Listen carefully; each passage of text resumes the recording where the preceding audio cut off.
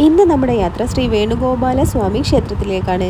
വെള്ളത്തിനടിയിൽ മറഞ്ഞു കിടന്ന ഒരു ചരിത്രത്തിൻ്റെ പുനർജന്മം എന്ന് വേണം ഈയൊരു ക്ഷേത്രത്തെ പറയാൻ വേണ്ടി. അതായത് 20-ാം നൂറ്റാണ്ടിൻ്റെ തുടക്കത്തിൽ മൈസൂരിൻ്റെ ജലവിതരണം നടപ്പാക്കാൻ വേണ്ടി ശ്രീ കൃഷ്ണരാജ വാര്യർ നാലാമൻ KRS ഡാം നിർമ്മിക്കുകയും ഈ നിർമ്മിതിയിൽ ഈ ക്ഷേത്രം പൂർണ്ണമായും വെള്ളത്തിനടിയിലാവുകയും ചെയ്തു.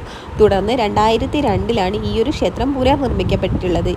ഈയൊരു പുനർനിർമ്മിതിയുടെ മുഴുവൻ ചിത്രങ്ങളും, അതായത് പിക്ചറൈസേഷൻ പോലെ ഈ ഒരു ക്ഷേത്രത്തിൻ്റെ ഉള്ളിൽ നമുക്ക് വേണ്ടിയിട്ട് അവർ വ്യക്തമായി പ്രദർശിപ്പിച്ചിട്ടുണ്ട് കേട്ടോ.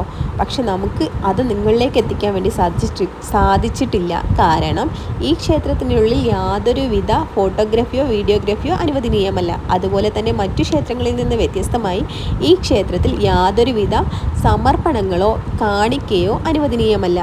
കർണാടക ജില്ലയിലെ മൈസൂരിൽ നിന്ന് 30 കിലോമീറ്റർ യാത്ര ചെയ്താൽ അതിമനോഹരമായ ഒരു ശ്രീകൃഷ്ണ ക്ഷേത്രം, അതാണ് ശ്രീ വേണുഗോപാല സ്വാമി ക്ഷേത്രം.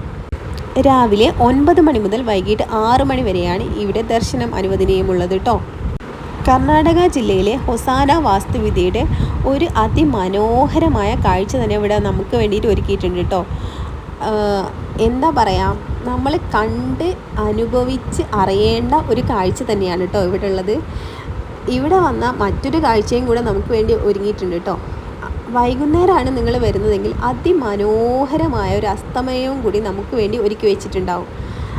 ആ ഒരു അസ്തമയവും നമുക്കിവിടെ കാണാൻ സാധിച്ചിട്ടുണ്ട് കേട്ടോ. നിങ്ങൾക്ക് പറ്റുന്നുണ്ടെങ്കിൽ ഒരു ദിവസം ഇവിടെ എന്തായാലും പോയിട്ടൊന്ന് കാണണേ.